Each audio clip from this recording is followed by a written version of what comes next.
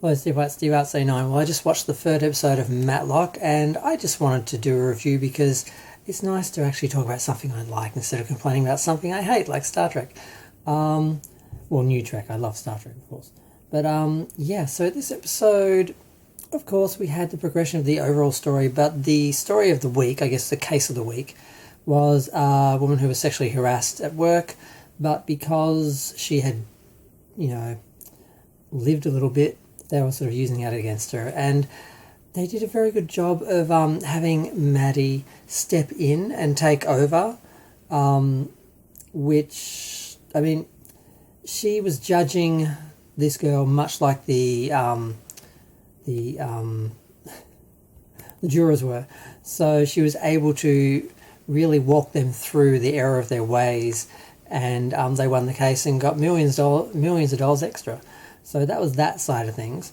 But the other side of things, her ongoing sort of investigation of who was hiding information on opioids and stopped the whole exposure of opioids and all the problems that they were causing, and putting it off long enough that Maddie's daughter was one of the people who died from them.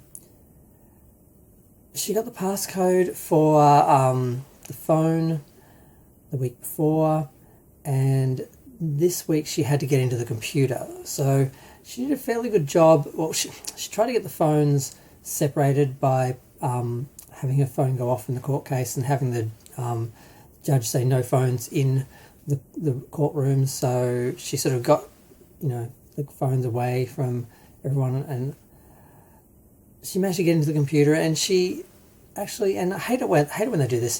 They didn't show it, of course, but once she opened the computer and got into it, she put the computer in her bag, pulled out another one that's identical, and then when the boss walked in, she just happened to know the boss was going to walk in and knocked a cup of coffee over the computer and appeared to destroy it. I'm guessing it was already destroyed and they were never going to be able to get into it.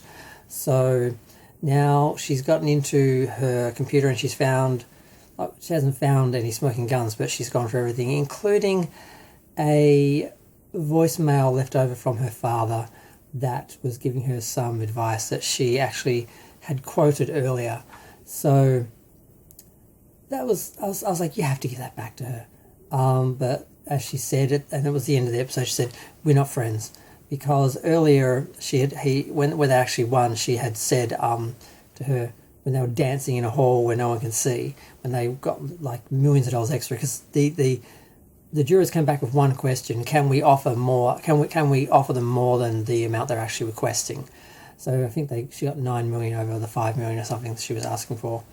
So $4 million over the 5, whatever, a lot of money. And they were dancing, and she said, "Does this mean we're friends?" And she's like, "No, we're just colleagues who work together and dance when we get lots of lots of money." So yeah, so not much progress, I guess, in that. But there is an extra, and this is the thing, I think it is getting a bit too complicated, the long, ongoing sort of story where they brought in this woman who can basically read people and tell when people are lying. So Maddie was like trying to avoid it the whole time and had to give another excuse for why she was actually being nervous around her and stuff like that. And then one of the last scenes, you see her, because I think they just brought her in for that case, but she was just lingering in the hall looking through the doorway at Maddie, and they just made eye contact like, "I know you're hiding something." And then when she's talking to her son and grandson, she's like, "I'm just going to try and keep away from it." But I don't know if she's going to keep coming into it or if that was just something to make things more awkward, but like it did make things more difficult. So she was worrying about that the whole time. And yeah, I mean, she kind of slipped up once or twice because I worry that they are focusing too much on that side of things, and it is distracting from the weekly cases, the case of the week. But this one was good. We even got to see the family of the other guy, because the other two people who were working with her for the lawyer, and I've forgotten her name. One is the overachieving stereotypical Asian girl, and the other one is the I think he's Latin, the Latin guy who came from like the community college, because he thinks it's because his family were in law enforcement, but it's because he did a great job. but he has a bit of imposter syndrome, so he's not always pushing as much as the other girl is. So much so that the lawyer basically told her that she did something wrong, and she got her to like point out 5 things that she'd done wrong recently, unsolicited, just because she was so eager to impress her, and it affected her judgment. She said, "That's why I don't trust you." And that's been clear from the start, from the first day, that she's just so preoccupied with that. But so there are a few little things that happen. Everything's progressing, but I just wish they'd focus a bit more on each, like the case of the week, not sort of the overall, because it just becomes a bit much. But I'm over 5 minutes. I'm going to go. Feel free to share, like, comment, subscribe. Let me know what you think.